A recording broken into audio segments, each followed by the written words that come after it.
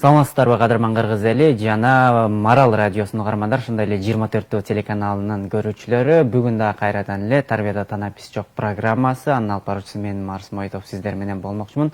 Бүгүн өзгөчө темада кеп куралы деп чечтик. Билимдүү болуш оңой, ал эми адам болуу кыйын. Ал үчүн студиябызга атайын конок чакырган болчубуз. Зыйнаш Иманкулова, Ормонбек Турсуматов атындагы Бербулак орто мектебинин кыргыз тили жана адабияты мугалими. Куш келипсиз. Эже биз сизди бүгүн чакырганыбыздын себеби тарбия жөнүндө маек куралы деп чечтик. Негизи билимдүү болуш оңой, ал эми адам болуш кыйын деп темабызды коюп алдык. Ушул темабыз канчалык деңгээлде чындыкка дал келет? Саламатсыздарбы, кымбаттуу радио жана теле көрсөтүү каналы. Теманы угуп жатып, мен мындай бир терең сыры бар, терең бир мааниси бар сөз экен деп ойлоп жатам да. Себеби дегенде баягы өзүңдүн окуган китептериң, анан жашоо турмушуң, анан ошо тажрыйбаларыңан чын эле адам болуу кыйын, а билим алуу оңойбу деген суроо туулат да. Чынында эле мындай карап көрсөң, билимдүүлөр абдан көп тегерегинде. Бирок ошо адамдын чыныгы адамдар азбы деген ой кетет да. Себеби негизи бир адамдарда эң биринчи, эң асыл сапат бул адамгерчилик сапаты болуш керек эле да. Анан адамгерчилик сапат болгондо, анан кийин жанагы билим аларды өстүрүп өнүктүрөт да. Ал эми эгерде ошол эң негизгиси, мен мынтип ойлойм да, мындай бир жанагы үй куруп атканда биринчи фундаментине карайбыз го. Фундамент бекем болсо, анда үй да бекем болот. А эгерде бир урап калган начар фундаменттин үстүнө эле евро ремонт кылып, ал үйдү жасалгалап, аябай жакшыртсак деле, ал бир күнү урап түшүп калары белгилүү. Ал эми бир дарактын тамыры деле чирип атса деле, аны биз байкабай эле бер жагына жалбырактарын, ар кандай дарыларды чачып, бутактарын кесип, ушундай аракеттерди жасайбыз, бирок ал да андан ары жашабай курап калат да. Бул эмнени билдирет дегенде, ошо адамда эң биринчи адамгерчилик, анан кийин бир адамдык касиет болуш керек экен да. Эми адамдык касиет дегенде кандай? Адам деген бул ошол эгерде ал бай болсо деле, ал даражасы чоң болсо деле, же болбосо анын 5 диплому болсо деле, бирок ушу эң негизги адамдык сапат болбосо, аны адам деп айтыш кыйын да. Себеби дегенде мен кайра тиги 14 кылым мурунку тарыхка кайрылып, пайгамбарыбыздын убагына келе турган болсок, Мухаммед саллаллаху вассаламды ошо пайгамбар болдум, мен Аллахтын элчисимин дегенде адамдар ишенген, кээ бир адамдарчы. Себеби дегенде пайгамбарыбыз эч качан калп айткан эмес. Дайыма туура жүргөн. Бирөөгө бир нерсени айтса, аманатка кыянат кылган эмес да. Ушундай асыл сапаттар үчүн ошо жердеги жакын адамдары тез эле бир айтканда эле ишенип калат да. Бул ишенимге кирүү деген оңой нерсе эмес экен да. Ошон үчүн бул эң биринчи ошол адамдык асыл сапат, ишеним адамда болуш керек. Анан кийин андан башкалары боло берет деп ойлойм да. Билимдүү болуш оңой деп атпайбызбы? Бирок 11 жыл мектепте окуйбуз. Жок эле дегенде 5 жыл университетте окуйбуз. Анан ушуну оңой деп айтсак туура болобу? Эми ошондо мындай да, ишеним деген нерсеге бекер кайрылган жокмун да. Ошондо эне баласына ишениш керек. Анан эгерде ишеним жок болсо, баласына болгон ишеним жок болсо, балада да жанагы үмүтсүздүк болот да. Анан үмүтсүздүк болот, ал мектепте окуп жүргөндө деле окуй берет, бирок ал ушул негизги максатын түшүнбөй калышы мүмкүн да. Ошон үчүн бул жерде биздин эң негизги эне, анан кийин эн ата, андан кийин мугалимдер бул ошол ишенимди, үмүттү пайда кыла турган негизги куралдар ушулар да, адамдар. Анан кийин эми ошол эгерде балада биз үмүттү, ишенимди пайда кылбасак, ал окуп жүрө берет 5 жыл, өзүң айткандай, анан институтта деле окуйт, анан кийин дипломун деле алат. Бирок анда бир мындай адамдарга болгон ишеним, анан ушундай бир үмүтсүздүк менен өзүнүн гана керт башын ойлогон бир адам болуп калышы мүмкүн да. А керт башын ойлогон миңдеген адамдар бир башка адамдарды ойлогон бир адамга да татыбай калат да. Себеби дегенде бир адам өзүнүн эмгеги менен башкаларды ойлоп отуруп, башкаларды жашоосун, тирчилигин ойлоп, ал 1000 адамга татыйт. А 1000 адам бир адамга да татыбай калышы мүмкүн да. Себеби дегенде ошол сандын көптүгү эмес, сапаттан болуп калат да. Ошон үчүн биз адамдарда ошо эң биринчи жанагы адамдык эң бир жакшы сыпаттарды өстүрүшүбүз керек да. Бала мектепке чейин эле тарбияланып жаткан учурда башкаларга ишенимдүү болуш үчүн 7 жашка чейин эле калыптанат окшойт анда. Жанагы бир окумуштуу бар го, Эдисон деген. Ошонун ушунчалык кичинекейинде тентек болуп, анан кийин мугалимдер энесине кат жазып берет го. Ушул тиги сенин балаң мектепте окуй албайт, бул бир мындайынча айтканда жинди депчи. Ошол катты энеси көргөзбөй, ушунчалык баягы баласына үмүт артат да. Сен эң мыкты бала экенсиң. Ал мугалимдер сени окута албайт, башка жака бер, балаң өтө акылдуу экен деп айтат го. Ошондо анан кийин энеси жана катты окуп ыйлап туруп, анан кийин сен ушундай мыктысың балам деп ушундай үмүт, ишеним бергенде бала ишенип калат. А бирок бир нече жыл өтүп, энеси каза болуп, анан кийин баягы сандыкты ачып, баягы катты алганда энеси көрсө калп айтып койгон экен. Бала тиги сенин балаң келесоо жинди, бул мектепке окутпайбыз деп жазган экен да мугалимдер. Ал эми энеси ошондой ишеним бергенден дүйнөгө белгилүү окумуштуу чыгып атат да. Бул эне деген бул үмүт бере турган, ишеним бере турган эң биринчи адам да.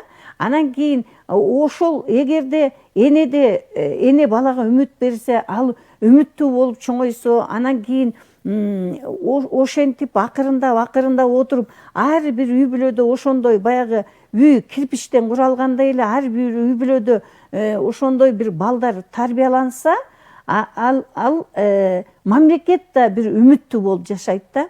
Ал эми дайыма эле бирок мындай да, биз качан үмүтсүздүккө түшүп калабыз? Себеби дегенде биз 100% ошол биз ойлогон нерсе аткарылса деп ойлойбуз да. Бирок ал эч качан болбойт да 100%.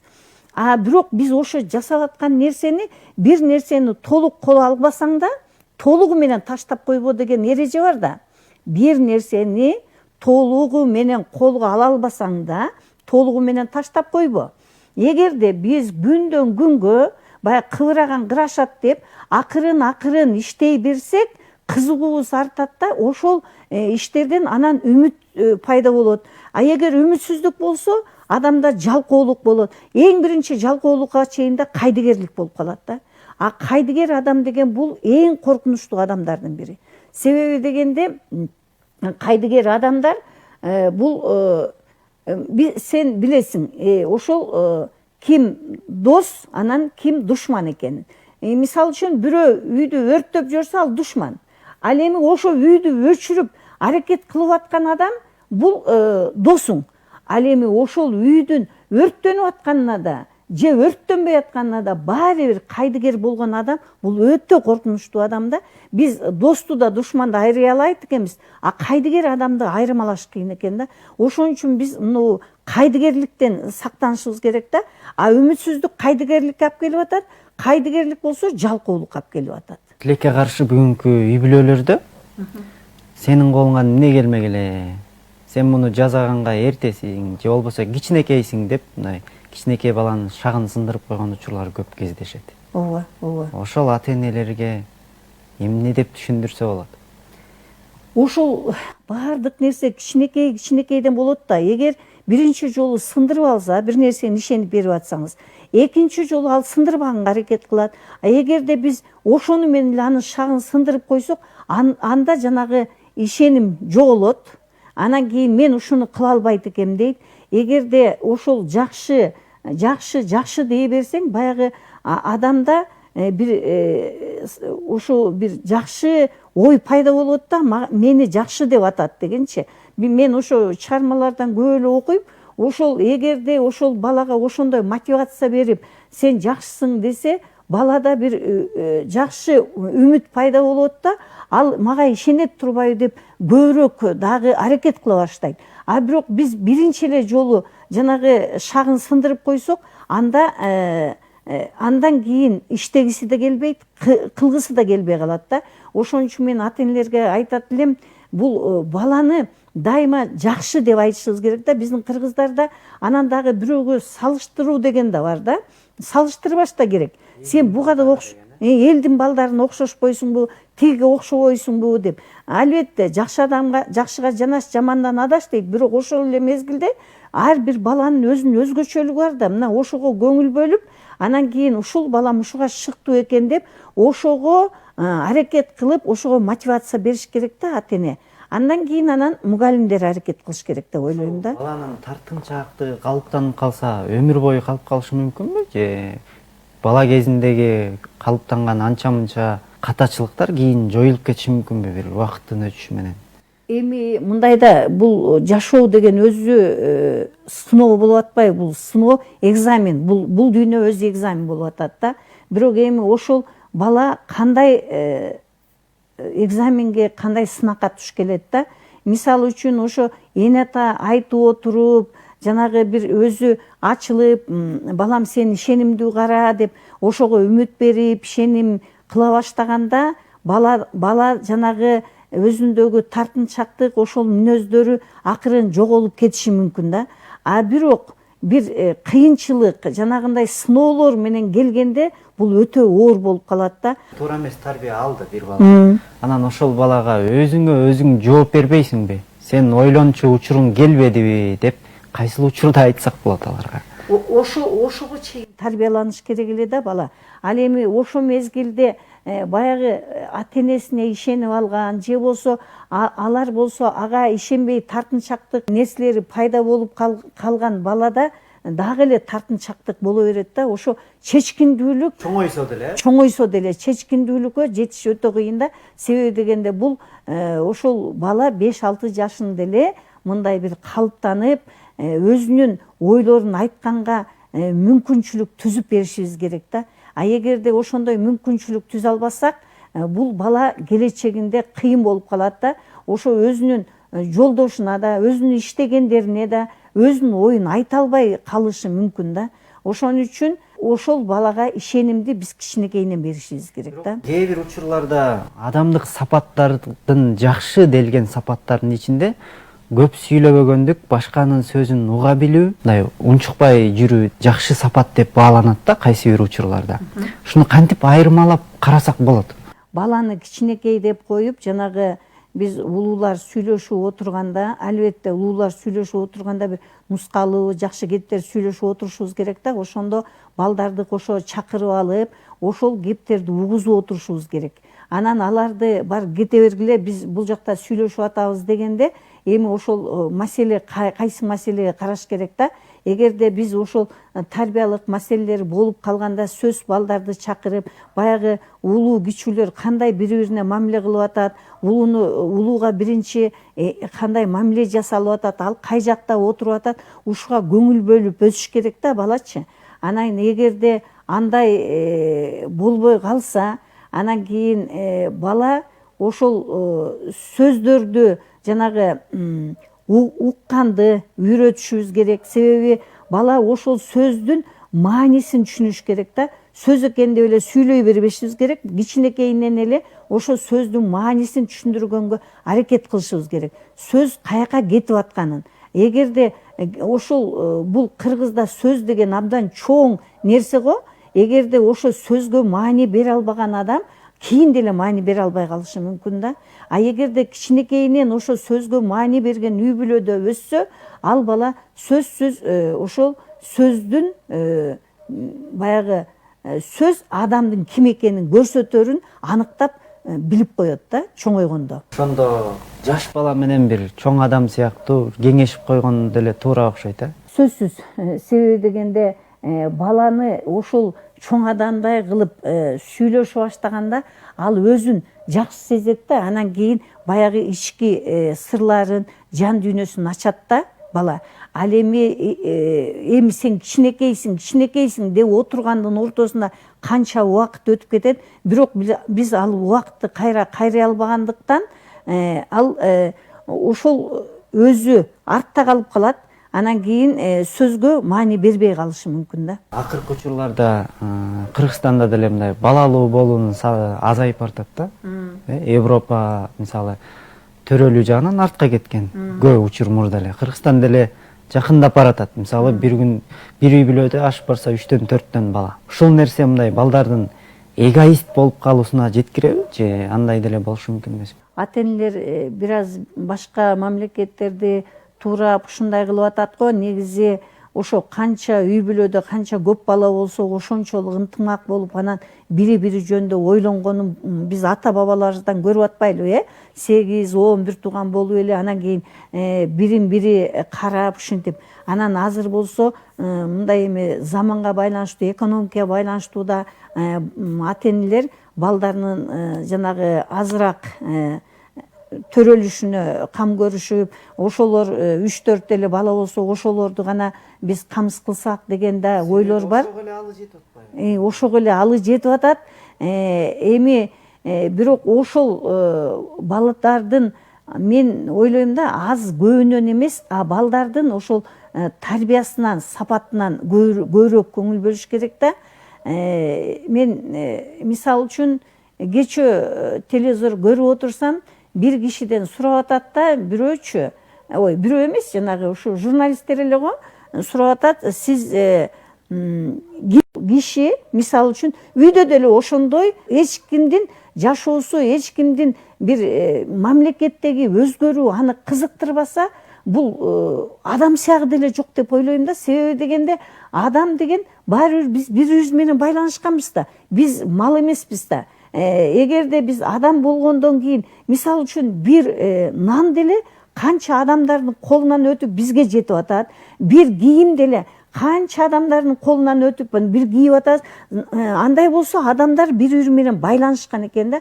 Ошо байланышкан адамдар бири-бирибиз жөнүндө ойлонбосок, анда баягы бири-бирибизге зыян келтиребиз деп ойлойм да. Темабызга деле туура келет экен. Шайлоого барбайм же болбосо кимге саларымды деле билбейм деген адамды кайдыгерликтин эң чоң башатында турат десек жарашабы? Жарашат да. Себеби дегенде ал ушул мамлекети жөнүндө ойлонбосо да, эл жөнүндө ойлонбосо, ал жөнүндө ким ойлонуш керек да? Ар кимибиз ойлонушубуз керек эле да. Ошондо мындай деп айтат го. Мисалы үчүн бир кишиники бирдики миңдики түмөнгө деп коет. Бир адамдын таасири 1000 адамга тиет. 1000 адамдын таасири миллион адамга тийип атат да. Эгерде бир адам ошондой бир кайдыгер болсо, ал канча адамга зыянын тийгизет да. Ал эми бир адам жакшы болсо, канча миңдеген адамдарга пайдасын тийгизет. Ошон үчүн жанагындай кайдыгер болуш бул өтө туура эмес да. Андан көрө жанагы бирөөнүн үйү өрттөнүп атканда мен айттым го, барбайм өрттөнө берсин деп кайдыгер болуп отурган адам эң коркунучтуу адам. Ошо сыяктуу эле эмне болсо ошо болсун деген, бул эмне биздин мамлекетибиз, башка дагы мамлекетибиз барбы? Бул мамлекет эмне болсо ошо болсун, мен башка жака кетип калабыз дегенде биздин дагы бир дагы кошумча мамлекет жок да, туурабы? Ушул биздин мамлекет. Ушуга биз күйүп-ышышыбыз керек. Ушул эмне болуп атканында биз ойлонушубуз керек. Андай болсо же бар де, же жок де. Же болсо бирөөсүн могуну мен тандаймын деп ушуну тандаганың да. Ошондо жанагы кайра биз жанагы айтып өткөн башындагы темадагыдайчы, билимдүүсүнө карайсыңбы, же адамкерчилигине карайсыңбы? Мына ошону биз ойлонушубуз керек да. Ошо мисалы үчүн ошо өзүң айткандай мына президенттикке коюп атышат. Кимиси билимдүү, кимиси адамкерчиликтүү, кимиси эл үчүн иштейт. Мына биз акыл таразабыз менен ойлонушубуз керек да. Мына ошол биз акыл таразабыз менен ойлонгон нерселер балдарга өтөт. анан балдарына өтөт да. Ошентип бизде үмүттүү элден үмүттүү падыша пайда болот. Үмүттүү падыша болсо, биздин келечегибиз кең болот да. Эгерде биз үмүтсүз болсок, падыша деле бизге ошо сыноо катары келип атат да. Биз канча жылдан бери үмүтсүз жашадык. Себеби биз ошого түшүп алганбыз. Эч ким эчтеке өзгөртпөйт, ушундай эле кете берет деди. Бирок бизде Атамбаев деле, Сооронбай Жээнбеков деле, мурунку падышалар деле күнөөлүү эмес. Биз өзүбүз күнөөлүү болушубуз мүмкүн. Себеби биз алардан үмүт арткан жокпуз. Ушулар бир оңдоп жиберет, өзгөртүп жиберет деген жокпуз. Алар эмне кылса кыла берсин деген жанагы кайдыгер киши эмне ким болсо ошо болсун дегендей боло берген үчүн ушундайлар өттү болуш керек да. Эми болсо адамдар ойгонуп атышат да. Ойгонуп атканы бул эң сонун нерсе да. Себеби дегенде ушул жашоого бир ишеним болуп, үмүт артып, бир кайдыгер болбой, баягы кой биз да башка мамлекеттердей бололу дегенде бизге бир ошол ниетибизге жараша падыша келиши мүмкүн. Ошол падыша өзгөрсө, биздин келечегибиз жакшы болот. Мына бүт баары бири-бири менен байланыш болуп атпайбы? Эгерде бир адамдан жанагындай жаман сөз уксак, анда бүт баарыбызга таасир этет. Жакшы сөз уксак, баарыбызга таасир. Ошон үчүн биз адам катары тандаганды үйрөнүшүбүз керек да. Ошондо ар бир адам өзүн өзү тарбиялоодон башташ керек, Ар бир адам тарбиялоодон башташ керек. Туура эми кулум мени кандай тааныса, мен ошондой мамиле кылам деп атпайбы Аллах. Эми азыр мен ойлойм да, азыр биздин адамдар баары бир изденип отуруп бизди ким жаратканын, ошол жараткандан үмүт артып, анан кийин ошону тааный баштады да. Эгерде биз адамдарга эле үмүт арта берсек, алар биздин үмүтүбүздү 100% аткара албайт. Биз Кудайдан үмүт артабыз, Кудай болсо аны оңдойт деп ишенебиз. Анан кийин ошентип биздин үмүтүбүз өчпөш керек да. Себеби үмүтсүз шайтан деп коет го. Ал шайтан эч качан тиги өзү бейишке кирбесин билет, ошон үчүн үмүт артпайт. Биз болсо келечектен үмүт кылабыз да. Көп нерсени дайым эртеңкиге жылдыра беребиз да. Кичинекей жумушту деле эртеңкиге калтырып, мындай жалкоолукка көп алдырабыз. Анан бирок өзүн өзү тарбиялоодо мындай башташ өтө кыйын го дейм. Адам кантип башташ керек мындай өзүн өзү тарбиялоодо? Эми мен ойлойм да, мен өзүм мисал үчүн ушу тажрыйбамда мындай ойлоп калдым да, неберелериме мисал үчүн күндөлүк иш планын эртең эмне кыласың балам? Кана өзүң жазчы деп түшүнтем да. Анан кийин эртең мынчада турам, анан кийин мынча бүт баарын жаза бер дейм. Телефон көргөнүңдү да жаз. Анан кийин кээ бир жерлери ашып кеткенде мен айтам да, могу жерде сен телефонго 2 саат берип атасың. Китеп окуганга жарым саат берип атасың. Ушуну тең салмакта кылбайлыбы деп анан бир аз кеңешимди берем, бирок өтө баягы басым жазабайм. Себеби дегенде басым жазаганда ал кылгысы келбей калат да. Анан бир аз өзгөртүп, бирок баягы бир күндүк иштен кийин кечинде ушулардын кайсыңысы аткарылды деп анан плюс минус коюп коебуз. Аны ушинтип адамды ойлойм да, максат койдуруш керек го депчи. Нерсе чоң адамга таасир бериши мүмкүнбү? Чоң адам аткарып көрсө? Сөзсүз да. Себеби чоң адамда максат менен жашаш керек да. Эгерде биз эртең эмне болсо ошо болсун деген максат бул туура эмес да. Мына бүгүн мен мисал үчүн могу китепти окушум керек, мындай иштерди кылышым керек деп өзүбүзгө бир план түзүп, анан кийин жок дегенде бир адамга жакшы бир сөз сүйлөсөм, ошону кубантып койсом дегендей бир ойлор менен, пландарыбыз менен, анан ошонун негизгисин аткарышыбыз керек да, жок дегенде. Анан ошондо биз баягы максаттуу жашайбыз да. Эгерде максатыбыз жок жашасак, анда мындайча айтканда баары адамдардын аягы өлүм менен бүтүп атпайбы? Андай болсо мындай отуруп алып эле телевизор көрүп же дагы бир нерсе кылып өлүмдү күтүп аткандай болуп атабыз да. Карылар да өзгөчөчү карыгандар. Ал эми эгерде биз муну жетишип калайын, тигини жетишип калайын, бул жакшы ишти кылып калайын, буга бир моминтип жазайын деп бир өзүбүздө бир стимул, мотивация болсо, биз башкаларга да өзүбүзгө да бир жашоону бир мындай жайдары, майрамдык маанай түзүп, жакшы жашоого умтулабыз деп ойлойм да. Өзүн өзү мотивация бере алабы? Бере алат. Кантип? Себеби дегенде мен Куран окуйм, андан башка дагы көркөм адабияттарды окуйм. Анан ошондо өзүмдө бир жакшы немелер пайда болуп калат да, шыктануулар пайда болуп калат да, сезимдер. Бирок ошол кандай сезим ар башка адамда ар башкача болуш керек, Ар башкача болот го. Эми сиз ошо эмне менен алектенесиз да. Ошо көбүнчө мен башкаларды өтө биле албайм, бирок мен мугалимдер, мисалы үчүн, балдары, окуучулары бир сабакты жакшы түшүнсө, ошондо кубанып каласың. Же болбосо ортого даярданып атканда балдарың ушундай бир алга умтулуп, дагы сенден бир нерселер сураганда ушунда бир кубанасың. Неберелериң туура тарбияланып атса, ушунда бир кубанасың. Анан эл журтуңда бир жакшы бир маанай болуп атса, мисалы үчүн шаарда бая күнү жаңы жылда аябай көп акыр чикирлер жатат дегенде бир аз капа болдум да. Себеби дегенде ар бир адам өзү ойлонуш керек да. Ошонучу мен тыштасам, дагы бирөө тыштаса, ушинтип тыштай берсек эмне болот? Биздин Бишкек, дагы бир башка Бишкегибиз барбы? Ушул менин борбор шаарым го деп ошол жанагы тыштай турган нерсени ойлонуп алып койсо, ар ким жанагы 3 тоннабы же 1 тонна деди, мен окуп калдым да, ошончо акыр чикир болбойт эле да. Башка бирөөнү убара кылбайт элек да. Ошо мен Стамбулдан көрүп калдым да, бир патриоттук сезим өнүккөн экен да. Себеби эгерде бирөө жарым бир кагаз тыштап койсо, чуркап барып түрк киши ала коет да. Ал тигиге да чуркап барып айткан жок. Мен ошону таң калдым да. Сен эмне мусор тыштадың деп айткан жок. Өзү эле алып койду да. Анткени ал менин мекеним, менин Турциям деп отурат да.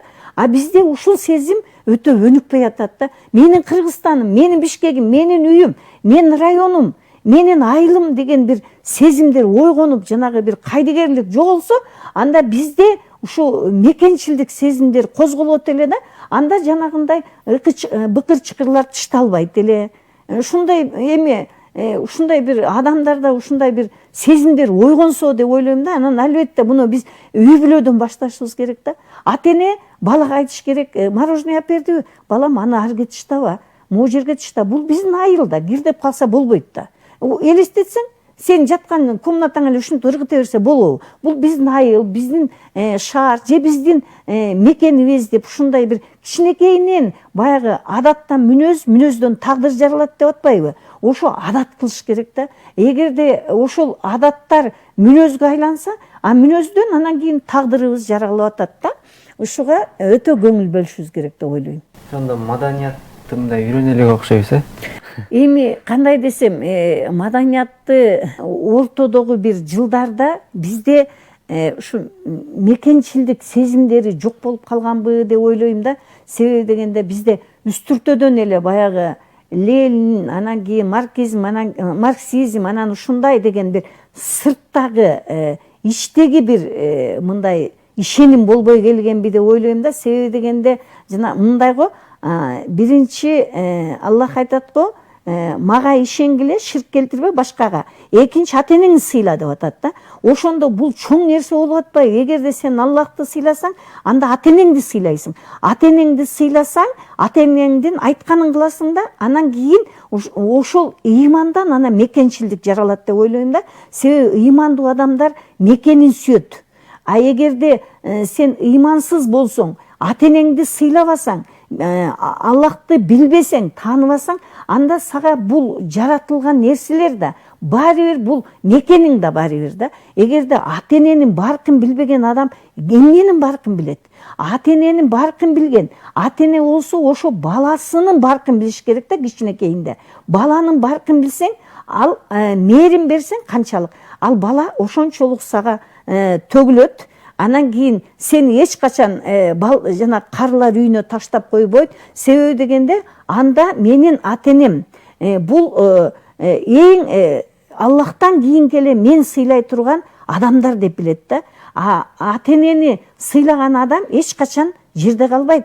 Анткени ата-энени сыйлаган адам ата-энеге окшогон адамдарды сыйлайт, башкаларды сыйлайт, өзүнүн үй бүлөсүн, өзүнүн үйүн таза кармаган адам мекенин да башка жерлерде таза кармайт. Ошон үчүн биринчи баары биз Кудайды таанышыбыз керек. Анан Кудайды тааныгандан кийин, андан кийинки нерселер кетет да.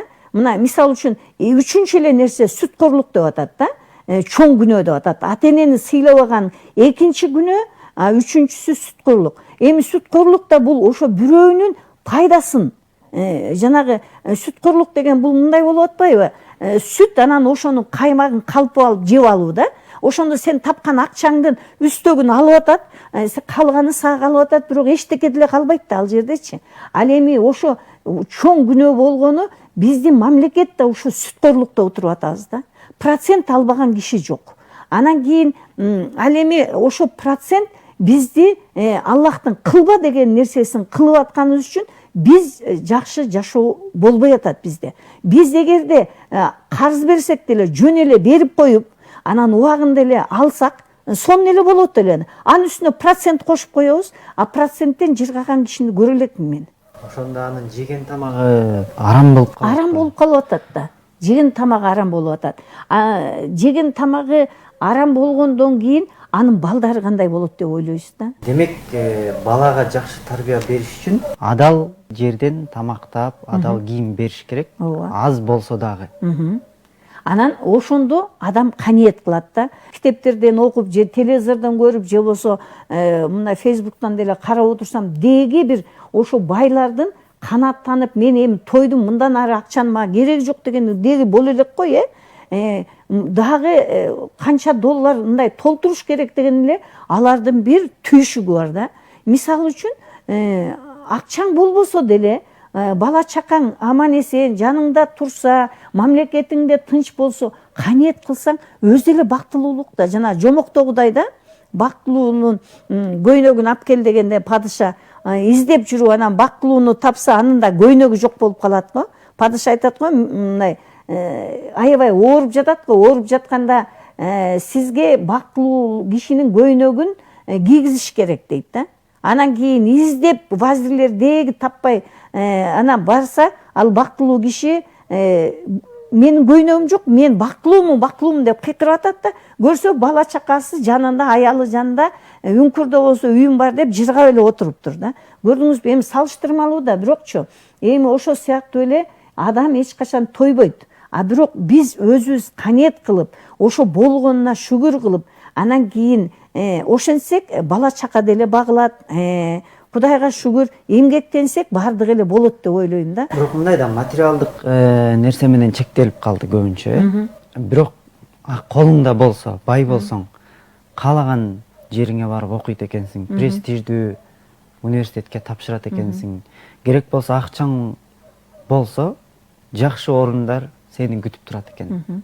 Ошолда жанагы ошо жактан билим алды, аябай көп нерсени иштеди. Бирок эң аягы келип, ал элине пайдасы тийбесе, ошол адамдын эмгегине жараша бааланат да. А эгерде ошол адамкерчилиги жок болсо, жанагы мен могуну эле ойлой берем да, кылым картаар бир күндө Казангап жанагы Сабитжанды интернатка апарып окутту, андан ары окутту, анан кийин барып Алматадан билим алды. Аябай билимдүү болуп келди, бирок билимсиз, эдигей, адамкерчилиги кандай бир асман жердеги киши, а Сабитжандыкы эмне деген адам? Атасы каза болуп атса, ага кайсы жерге коюлганы баары бир, ата бабалардын айткан керези баары бир, ал айбандан айырмасы жок болуп атпайбы? Билим алганы менен эдигейге эдигейдин бир чыпалагына тең келбей атат да. Ошон үчүн эң негизгиси ал билим эмес деп ойлойм да. Эгерде албетте ошондой бир сонун адамдар билим алса, анан кийин мамлекетине, элге кызмат кылса, бул өтө сонун. А эгерде бирок сен андай кызмат кыла албасаң, акчаң жок болсо деле, сен колуңан келген жакшылык кылсаң, мына ошол сага чоң пайда келтирет деп ойлойм да. Эдигейдин деле Сабитжанга суктанып кеткен жери бар го. Жок, суктанып деле кетпейт, ал мындайынан карап көрүп, ушунчаны билет экен да деп таң калган жери бар. Бирок таң калган менен андан кийин үмүт аябай үзүлбөдү. Акмак, ушунда мен бир нерсени күтүпмүн да дебедиби. Анан кийин өзү канчалык адамкерчиликтүү, же болсо берки Гүлсараттагы Танабай деле келини менен келин айтып атпайбы, сен тиги жакшы адам болсоң партия билетиңи алдырбайт элең, балаң да кызматка көтөрүлөт эле дегенде ошол Танабайдын не деген адамгерчилик, не деген улуу адамдык сапаты бар эле. Ал деген ушу чын дили менен баардык нерсеге мындай күйгөн адам эле го, жан дүйнөсү менен. А бирок ошол жерден жанагынтип баягы өзү теңелбесе да сөзү теңелип, жанагы келин күйбөгөн жерин күйгүзүп атпайбы? Эй, сен деп ушинтип атат да, киши болгондо мына балаң момундай кызматта отурат эле да. Ошону менен сен айткандай ошо биздики ушу материалдык нерсе менен ченелип калганда, адамдык сапат тиги бай болсо, тиги аябай акчасы көп болсо, же болсо укмуш чоң үйдө болсо, бирок ал укмуш чоң үйдөгүлөрдүн деле азабы толтура. Ага карабашыбыз керек да, биз шүгүр кылышыбыз керек да, ушу болгон нерсебизге. Ошо мен Танабайга окшогон, мисалы үчүн Эдигейге окшогон адамдарга суктанам да, кандай жан дүйнөсү таза, эл үчүн кызмат кылган ушундай адамдарды тарбияласак деген бир максат бар да мендечи. Эдигейге кайрылып жаткандагы алгачкы ойлор мындай туурадай сезилет да. Ошо Чыңгыз Айтматов менин оюмча ар ким эми ар кандай өзүнүн руханий деңгээлине карата түшүнөт го, бирок мүмкүн дагы менден жанагы билимдүү, окумуштуулар дагы башкача түшүнүп аткан чыгар. Бирок менин өзүмдүн деңгээлимде түшүнгөнүмө караганда ушунчалык сонун адамдар эл арасында жанагы 5 диплому бар адамга караганда да руханий деңгээли жогору ушундай адамдарды баалашыбыз керек деген ой жатат го деп ойлойм да. Аны ар ким өзүнө жараша түшүнөт да. Эже бизге бөлүнгөн убакыт дагы соңуна чыгып баратат. Ошондо бүгүнкү талкуубуздун аягында билимден дагы адамгерчиликтин жогору экендигин сездик окшойт а.